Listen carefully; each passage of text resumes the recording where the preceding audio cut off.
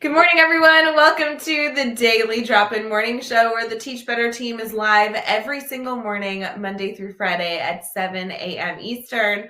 We are so excited to bring a new face to our Teach Better community this morning. So be excited to connect with somebody new on Twitter, add them to your PLN, and continue the conversation of us striving to be a little bit better today than we were yesterday and a little bit better tomorrow than we were today.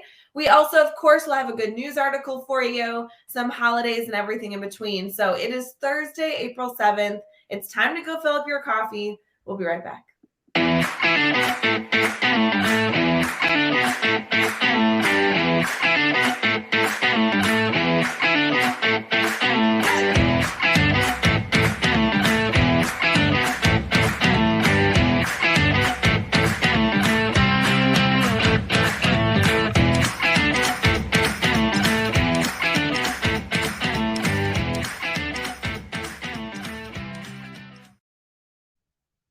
Good morning, everyone. Happy Thursday, April 7th. We are diving into a wonderful show with you this morning. Thank you for popping into the Daily Drop-In. We have Mona here with us. How are you feeling this morning?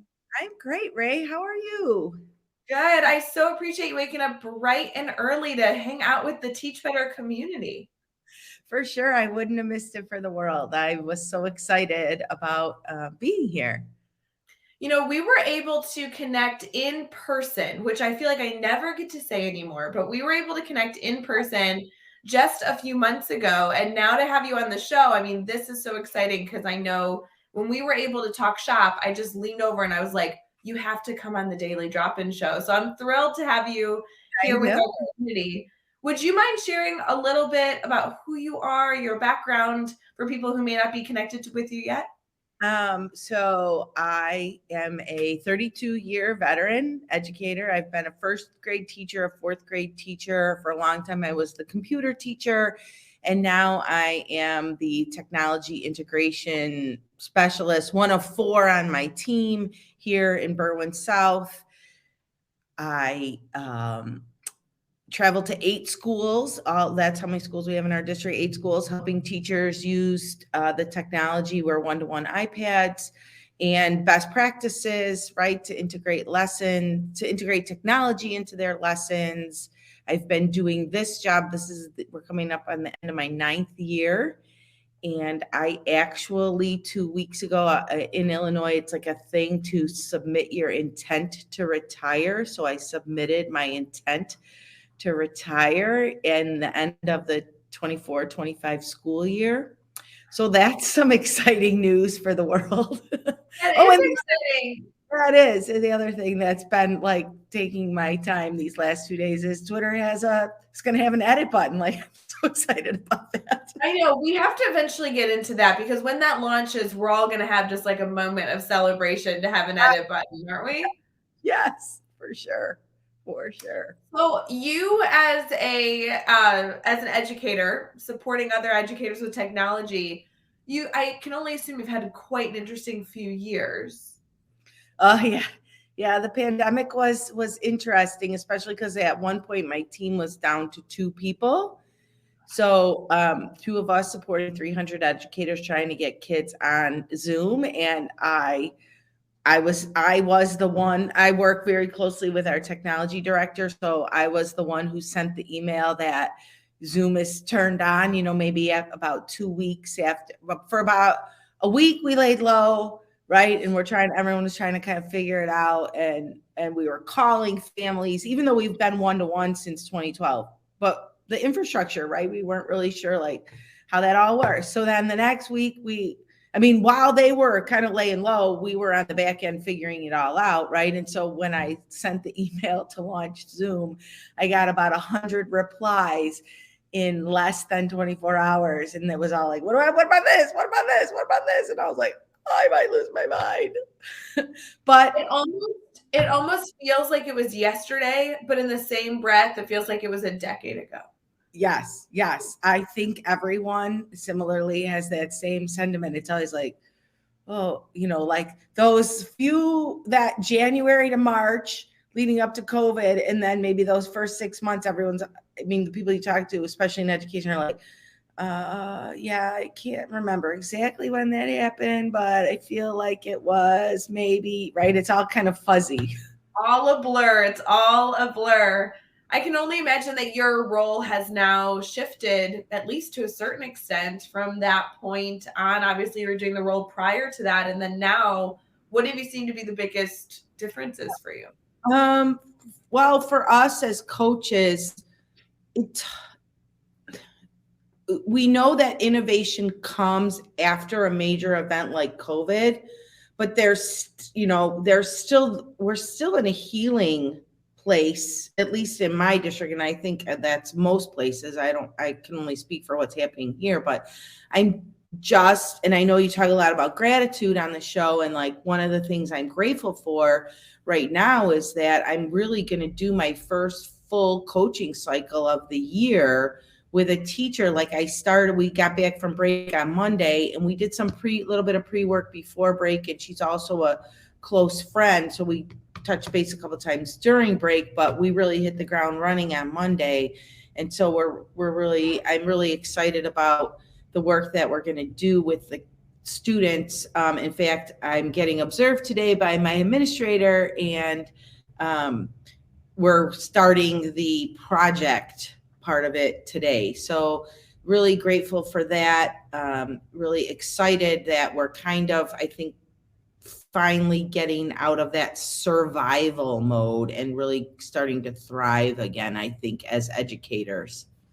I love that. I know you mentioned it, so let's get into it maybe a little earlier than usual, but we use an app called Happy Feed. For those of you listening that are familiar, it's a free app. It was a recommendation from a member that actually joined the show just about 6 weeks ago, and it's a way for us to document a daily moment of gratitude, as well as also to have the flexibility to go back and revisit these moments of gratitude, which is always so wonderful to be able to reminisce on those Yes. great memories. So Mona, if I was to document a moment of gratitude, is that what we want to go with this morning? Is our appreciation to be actually have the ability to implement a coaching cycle, to have this wonderful project underway? How do you feel about that?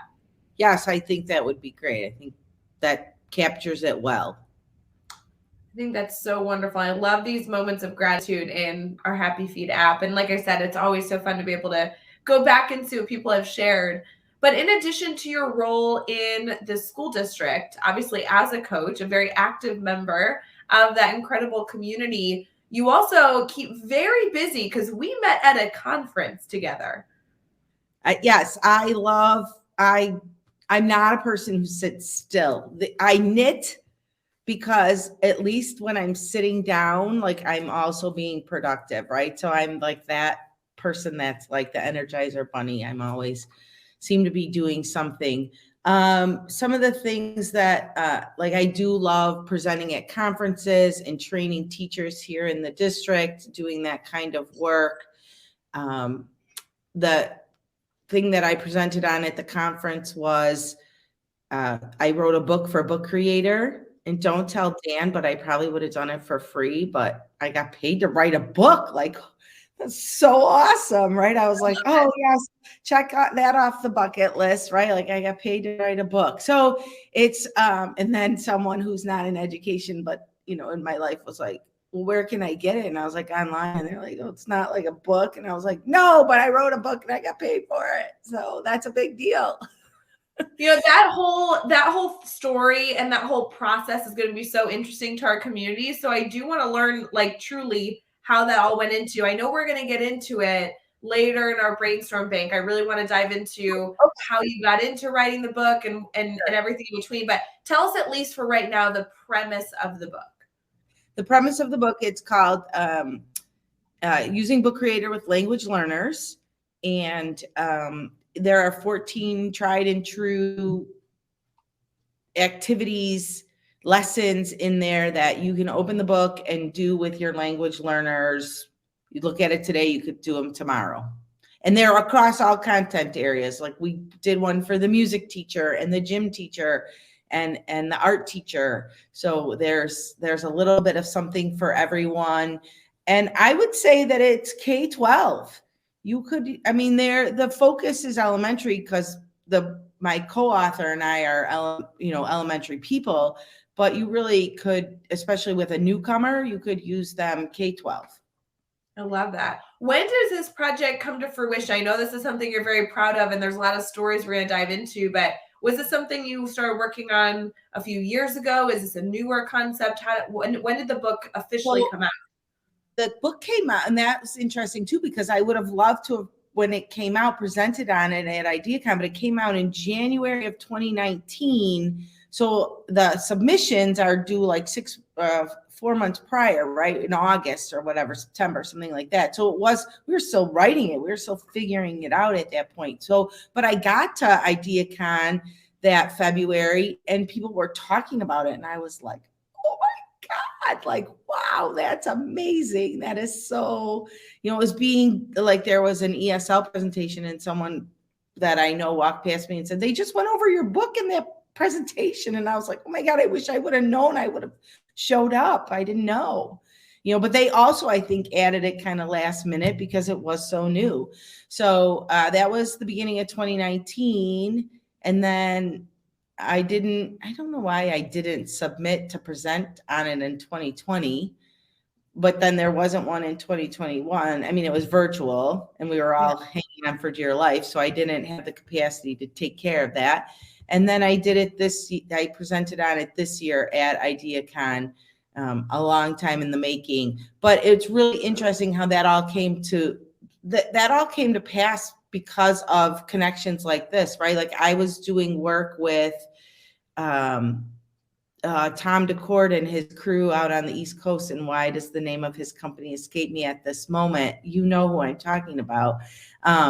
And Beth Holland and I, of course, became very good friends because she's an amazing woman, Dr. Beth Holland. And she called us up and said, I do a lot of work with the book creator team and they're looking for someone to do an ESL book. And I thought of you and your work that you do in your district. And I think you would be amazing on this project. And I was like, wow, this scares me. I should do it, right? This scares me. I should do it. And so, and at that point, I had a different co-author who dropped out. So I had to find a new co-author, which it actually worked out perfect because the ESL biliteracy coach in the district was like, yes, please. Of course, I've always wanted to write a book. Let's do it. So we worked together. And this was a woman that sat across from me in the office. And I also taught all of her children because that's how tight-knit of a community that we have here in Berwyn, right? And so the process is fun and amazing and pushed my boundaries, right?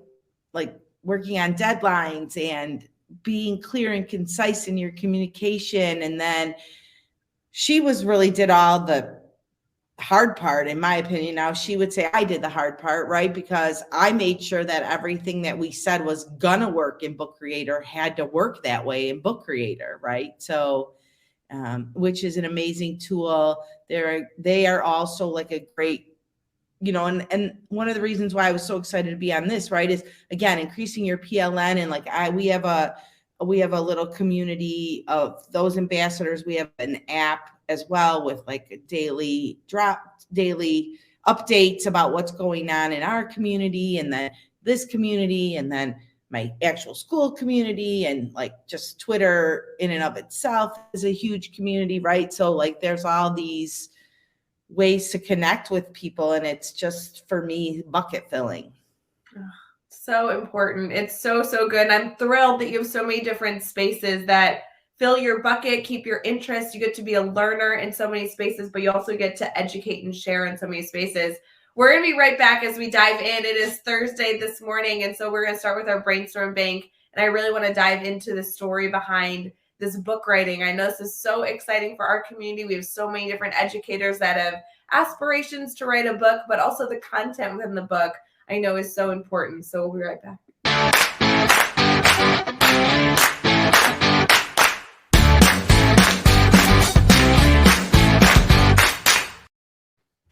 Good morning, everyone. It is Thursday, April 7th, and we are diving straight into our brainstorm bank. As many of you know, this is a segment we do every single morning where we get to just simply share about our topic, our theme for the week, get into the passion space of our guest, but then also take your questions live. So, of course, if you are working on brainstorming something that you want to brainstorm partner with, Mona and I definitely do not promise to have the perfect solution for you, but we would love to be part of the brainstorming process to direct you in the right direction. You know, Mona, we've been able to touch on so many things so far, but our theme this week is all about lowering our stress level to increase our capacity. I know that we have so many stories that I want to get into about how you got into writing a book, which I know so many educators just have aspirations to do someday. It's such a bucket list item. But I'd love to start out by connecting the stress of deciding to take on a new project like this in the middle of obviously having a full-time job and juggling as many things as you're juggling, and then how that ended up actually bringing you, you know, some sort of joy, connection, support that allowed you to be, you know, successful throughout that time. I'm sure it was stressful to decide to write a book. Is that true? Yeah, yeah. Like the actual real, right? Like, yes, I've always wanted to do this, and then you say yes, and then there's that realization of, yikes, this really is a lot of work, right? Mhm. And I still have to go coach, and I'm a school board member, right? And my kids, I think at that time were just getting out of the house, and I think I started my divorce. So, like, yes, it was a stressful time, but I thought this was worth doing, right? Like we do. One of the things we talk about here in our district is if you're not telling your story, who is? That's why one of the reasons we really encourage, I'm the social media manager as well for the district. And so that's one of the reasons why we encourage our teachers at the very least, like get on Twitter or find your Facebook, group that you identify with, but connect with that broader audience outside of this, because you can get so siloed in your classroom, in your school, right? So connect with others. So that was like a lot of what was like in my ear, like this is a story that needs to be told, and who's going to tell it?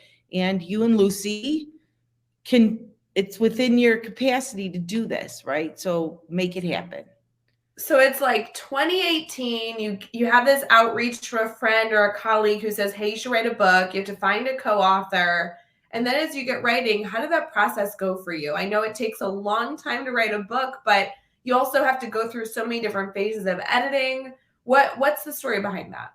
Yeah, so the people at Book Creator are amazing. Again, I said that earlier, but it's true, and very patient, and like, I think like even first of all, like he's like, send me a contract and name your price. And I probably lowballed it. I mean, honestly, I didn't know. I'm like, I don't even know what to say. I don't know what to write in the contract. And so he's like hooked me up with the girl who wrote the book for them just prior to me. And she kind of coached me through that. Right. So like just setting up a contract and getting like naming your price. I don't know. One, and that's scary. As educators, we're like, we know how to communicate, you know, information. We know how to facilitate discussion. We know how to align standards.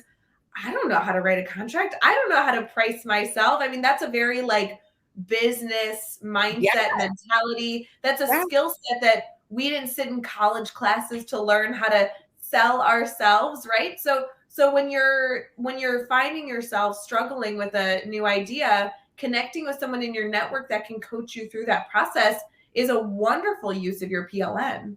Yes, for sure. And she was invaluable. And, to your point, like teachers generally speaking, don't have that mentality at all. Like I even said in the beginning, like don't tell Dan, but I probably would have done it for free, right? Like just because we want to share and we want to be valuable to everyone and we want everyone to be happy and we want all kids to benefit from everything that we do, right? and that kind of thing is the mentality of teachers. So so that part was, interesting and certainly a learning process. So just setting up the business end of it was big.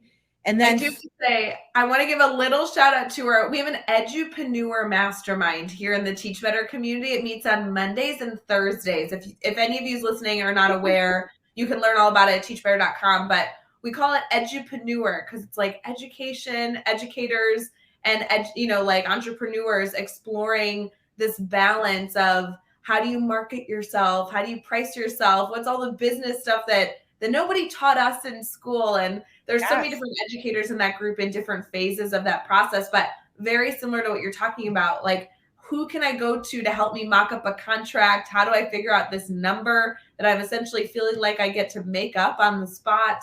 So for those of you who are interested, definitely continue to reach out to your PLN. There's great opportunities to be able to learn those skills if and when any of you are interested. But Edupreneur Mastermind, so funny. So good conversation. Oh my God, no, that's a great tip. That's awesome. I think, again, if you teachers have aspirations, that's definitely a place to go to be the resource, right? Especially if you don't, like you said, like being coached from someone else in your PLN, you're not even sure who that person is, right? So you come here and find out. So then it was like brainstorming all of the things, right? Like, honestly, it was a lot like we teach the kids, like come up. I think we had like 25 ideas, right? And then they were like, well, the book's that can't be that long, right? And so let's pare that down. What's really going to work for teachers? What really works for your teachers, I think, was what he said back, like rank those. So we did. What do we really think is like most impactful? And then we went from there. And so it was, what do we think is most impactful, and how can we hit the most content areas? I think were the two asks from the book creator team. So that's how we got like the gym, art, and music ones in there as well. Like, let's hit those other. So it wasn't like, the top 10 or the top 50. I mean, it's 14. That's just an odd number, but that's what worked. And that's what made the book doable. Yeah. Absolutely. So you go through this whole process. You're writing with a co-author, which is I've experienced with that. It's so challenging to be able to share some vulnerability and what you feel like should be shared and go back and forth throughout that process. And then you end up submitting a final draft in some regard. And was it crazy to be able to see it like out into the world? Well, when it was finally published, right, it was like, oh, this isn't real, right? Like that's my name on the front. And the other thing was what's interesting is like the author illustrator piece as well. And I find that process I like when you meet authors and they talk about their craft as well. And then especially like children's books, and they talk about like, I've never met the illustrator, like they live on the other side of the world or whatever it is. Similarly with this, like we had some input on the book cover. Sure. And our like crude mock-up, because neither one of us are artsy people really, or in that regard, I guess, right? Like everybody's a math person, everybody can do art, right? But like in that regard, and then what they brought to life for the cover was just amazing. It exceeded our expectations when we were talking with them about what we thought the cover might look like. So really being able to bring that vision of it's the globe, and then there's a bridge, and then there's flags from all over the world on the cover. And so that was, the big thing that we talked about was like bridging languages together, right? Mm-hmm. Whether it be English to, Spanish to English, English to Spanish, because we do dual language here too. So we have kids who are born English speakers learning Spanish, and kids who are born Spanish speakers learning English together in the same classroom. So we wanted it to be this, not just kids learning. This isn't just about kids learning English. It's about kids learning language, because one of the things that Lucy, my co-author, said to me right off the bat was, we are all language learners. Mm-hmm. Right? And every day we, I read like I just got finished reading a novel, and I like reading it on my Kindle because I can all those big words that authors use that I'm not familiar with. Like I love learning new words. And so I'm like, that's the way I'm a language learner these days, right? Learning new words for my vocabulary, right? So powerful. It's a great reminder for all of us on this Thursday morning that we are all language learners. That's really, really important. Yeah, and honestly, depending on who you publish with, for anybody listening who has goals and aspirations, this process looks a little bit different depending on who your publisher is and how they go about, the curation of your book, the design of the book, how they go out through the publishing realm, the marketing realm, all the things that come with this. But I think it's so wonderful that you chose to put your voice out there. You chose to share your expertise. Obviously, celebrating that it's out now, you're able to support so many different educators in their journey of supporting all language learners, which I think is so wonderful. If somebody wants to pick up the book and be able to read it, right? Where can they go to go consume this information? So there's two places that you can get the book. One is on the Apple Bookstore, and then the other is at bookcreator.com, and you click on teacher resources, and they have a whole bookshelf there. They will tweet. I mean, if you go down their Twitter feed, they're tweeting about their books every, almost probably once or twice a week. And the last time they tweeted about this one was probably about a week and a half ago. So, they keep sort of bringing all of them around. Sure. So people are aware and easy access to them. That's so important. Those are the two places. Perfect. Lots of opportunity for us to go grab that. And I know that so many of us this week are focusing on our level of stress. If you don't mind, I'm going to bring us back to that. Yeah. How do you balance all the work that you're doing and then also taking on these projects that you're clearly very passionate about? Because I know so many in our community continue to feel like they are, pouring from an empty cup, right? They want to give more. They want to support their community more, their students more, their families more, but you just run out of time, right? There's only 24 hours in the day. And gosh, how do you keep your energy up? So as you're thinking through your process of being extremely busy and obviously taking on this massive project to share your voice, any tactical tips and tricks that we can share with our community on how to balance that stress level? Yeah, I think, well, it's different for everyone. And I have a few things that I love to do outside of work. One of them is sleep. Sleep is my favorite thing to do. So I always think a good night's sleep is very important, but I do yoga, and I really have found it,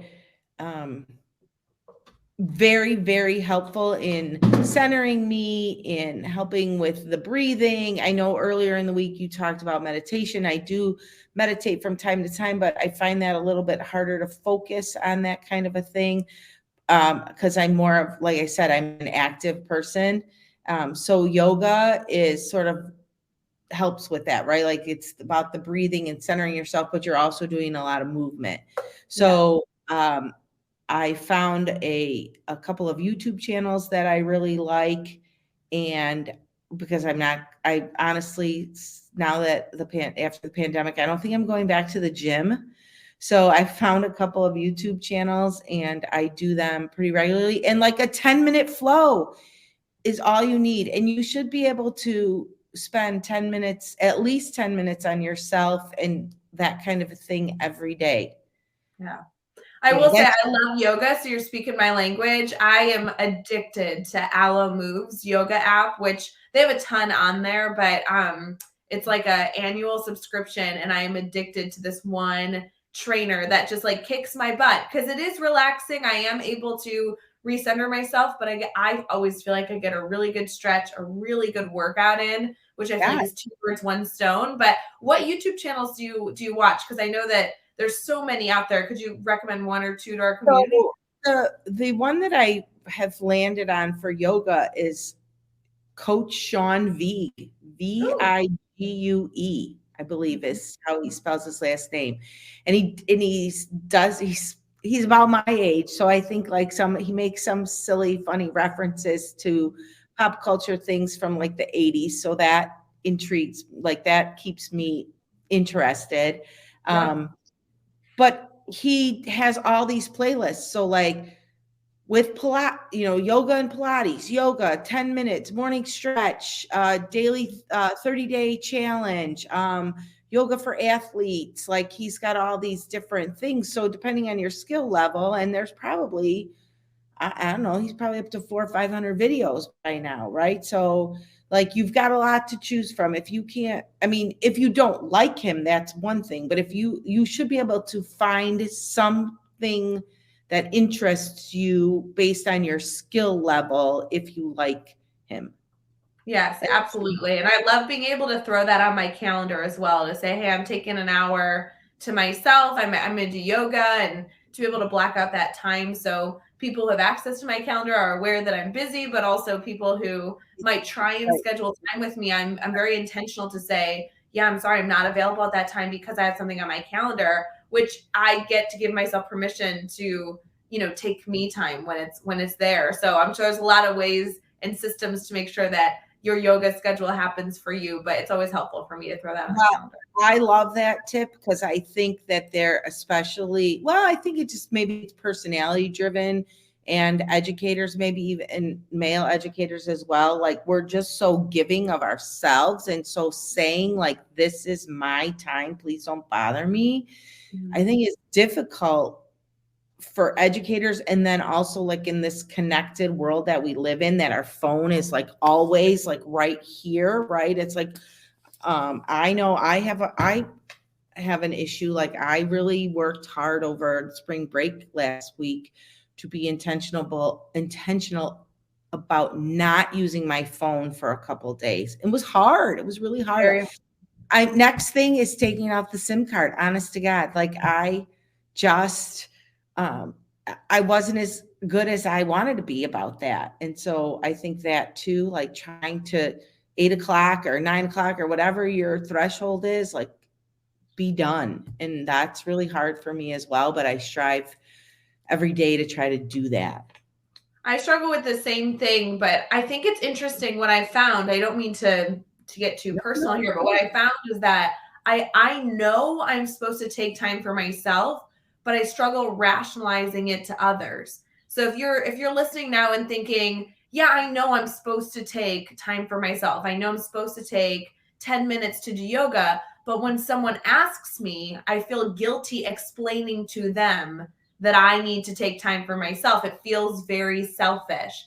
And so your strategy is exactly like you're sharing, putting things on the calendar so you don't have to say, oh, I'm taking me time during that time. But instead you can say, oh, I'm already scheduled at that time. I'm busy. You don't need to elaborate further. Or like your example of the phone, turning it off and putting it away, having to like click on it and realize if you really want to access it, you have to turn the whole thing on, is like that double check. Like, do I really want to turn it on, or was it Yeah. just habit that I clicked on it and I actually don't have anything I need to check at the moment? It's so funny.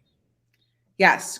Yeah, I 100% believe that you are correct on that. So many of us have that issue of feeling guilty that we're not continuing to give, right?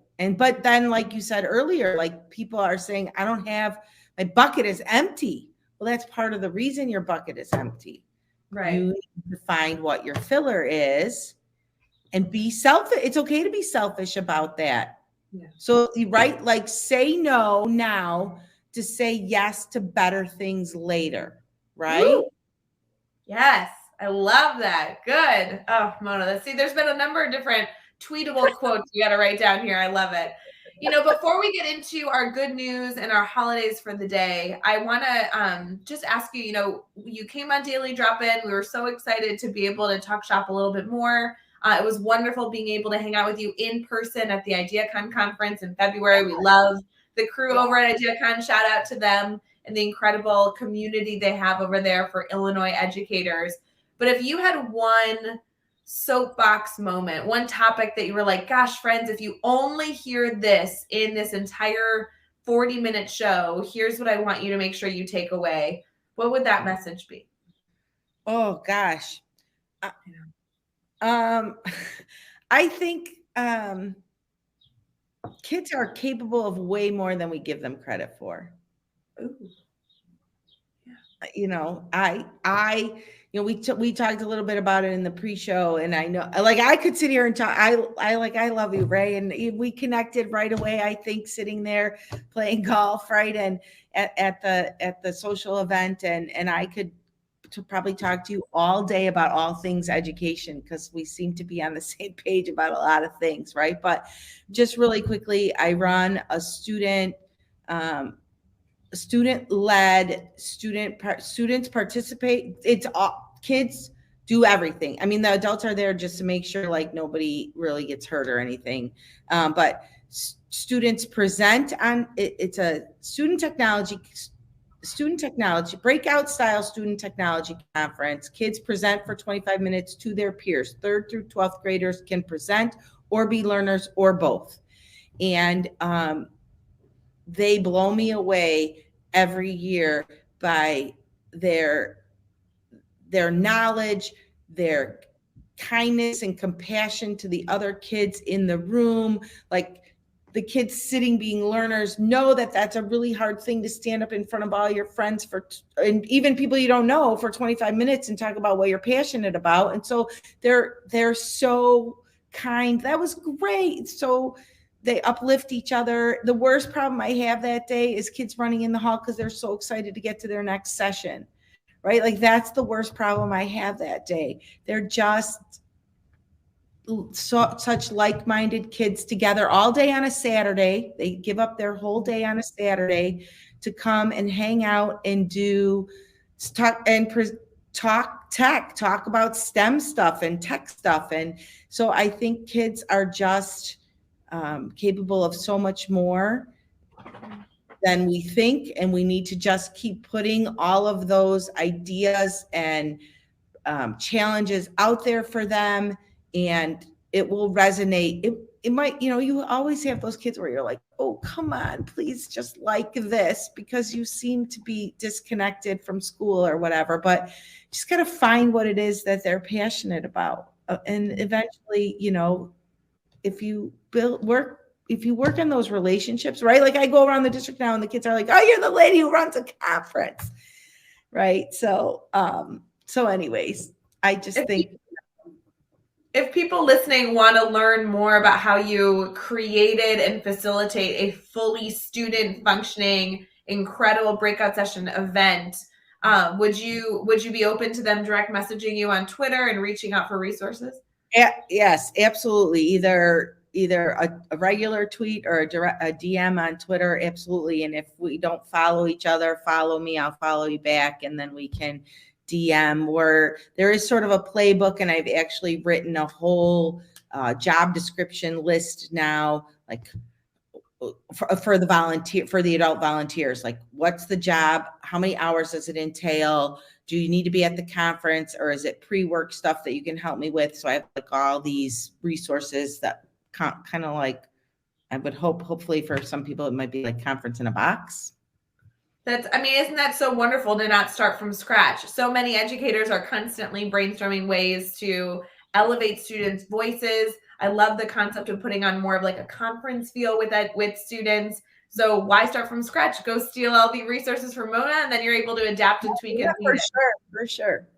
I love it. So important. We're going to transition here really quick for our good news this morning. Some good news articles, some holidays, everything in between. So we'll be right back.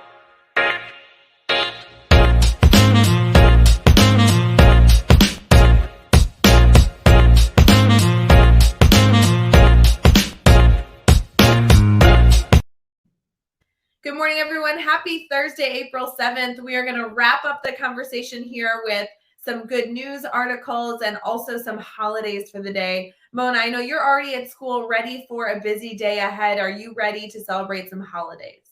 Yes. Awesome. This is good. I do this every day too. What app do you use? We very frequently start our base with nationaltoday.com. Have you visited that one before? No, I do National Day Calendar, and he sends, his name is Doug, and he sends me an email every day to tell me what it is. I need to probably have a cross reference, so that's a good tip.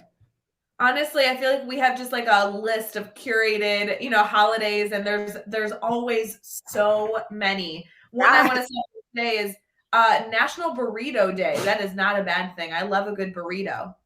Did you me have that too. one too? Yes, and I think I might go get one from my favorite place today because we have great Mexican restaurants here in Berlin. See, I love that. I need to go find a good burrito today. I don't know where I would go for that, but Well, I'm I know confident there's lots of exactly where to options in go. my area. Sorry to hear that.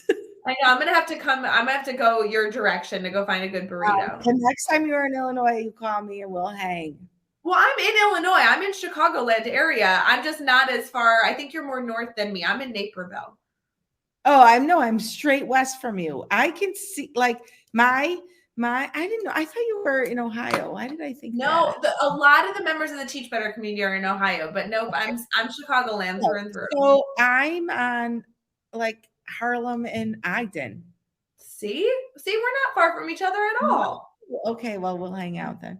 We're gonna go get a burrito. All right, it's also World Health Day. So those of you who are looking for holidays to bring to your classroom, that would be a great one. It's also National No Housework Day. So nobody should be cleaning today. Do you agree with that, Mona? Oh my God, that might be my favorite day of the year. I love it. So no cleaning. I will say on my to-do list today, this evening, I actually did have that I need to clean up and spruce up the house to kind of get ready for the weekend. I think I need to change my plans. Oh, yep. Yep. All right. What are we considering housework? Like if I need to fold laundry, is that housework? It is. What about like I really need to vacuum? Is that housework as well? What about empty the dishwasher? Can I do any of these things today? No. Terrible. All right. Well, Turn on the robot vacuum. You got a robot vacuum, your robot can vacuum.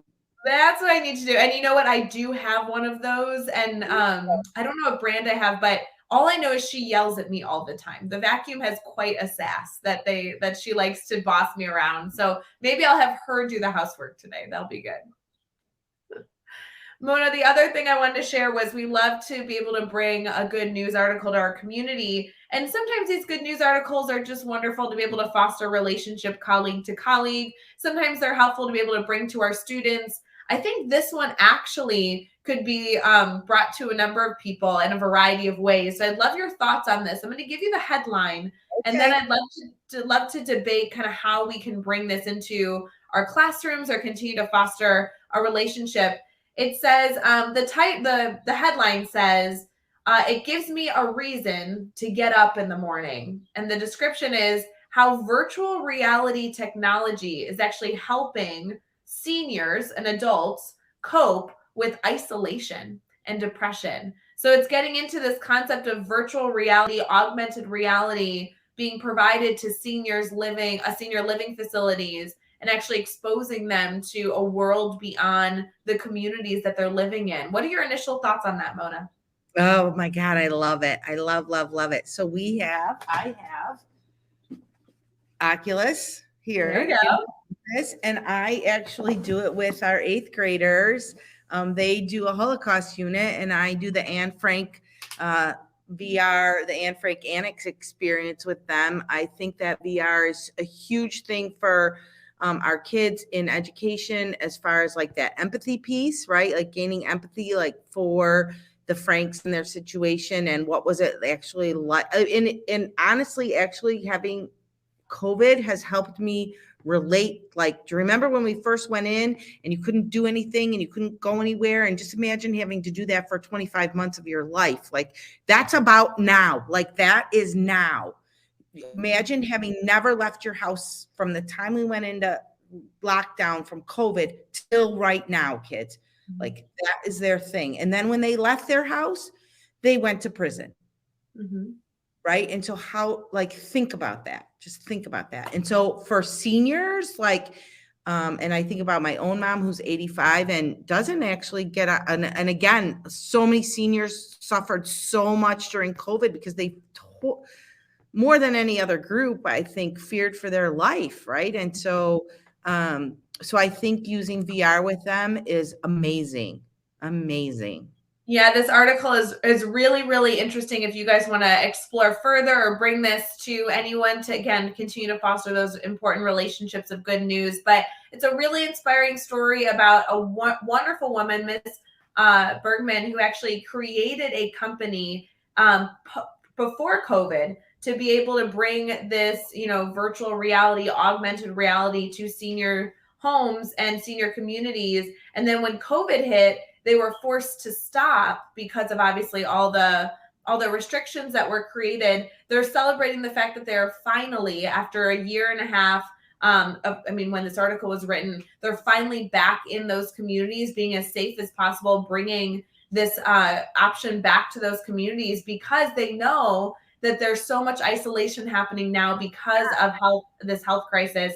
And they're so excited to be able to allow seniors to explore all different places around the world and really continue to see outside their communities. It's a beautiful, beautiful article thanks to today.com, and there's a video. So definitely something worth checking out.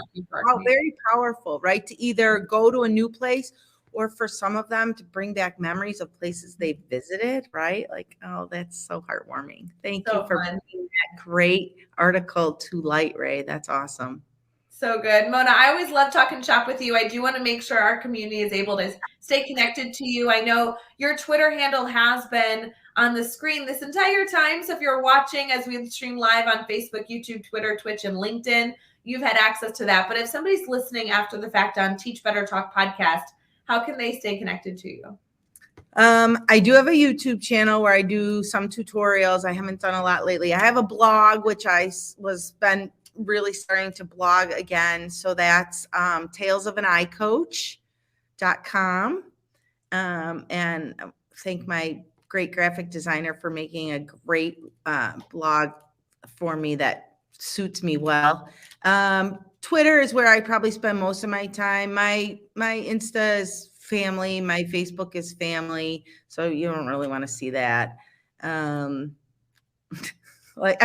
you do, that's awesome. But so I think those are like the big places in education where I live in those spaces. Wonderful. So, please don't forget to go connect with all of our guests on Daily Drop-In. If you are receiving our emails every Monday morning, you also have direct links to be able to connect with them there as well. So feel free to utilize that resource that you should be getting every single morning on Mondays to get you started for the week here on Daily Drop-In. Mona, thank you so much for waking up early and talking shop with us. I know there was so much we were able to dive into, and people will be really appreciative of that. Yes, Rae, thank you for having me. Like I said, I enjoyed it thoroughly, and if you ever need a filler even last minute, let me know. I'll get up early and come around with you because this is fun. Like I said, I could do this all day. So fun. I so appreciate you. And for everyone here, don't forget, it is April. So this is the last month to submit to our Teach Better conference. That conference will be October 14th and 15th in Akron, Ohio. And so if you are interested in in Akron, I told you we do have an Ohio connection. But if any of you are interested in submitting a session, you can do that over at teachbetter.com or teachbetterconference.com. And that needs to be turned in before the end of the month. So Mona, we'd love to see you at all the conferences, maybe in Illinois, maybe in Ohio, who knows? Well, maybe we should talk about that so I can figure out if I can submit. I think it sounds like a great idea. We'll do that here in just a minute, but for everyone else, we will see you later. Happy Thursday. Of course, let us know if you need anything, and we'll see you tomorrow morning.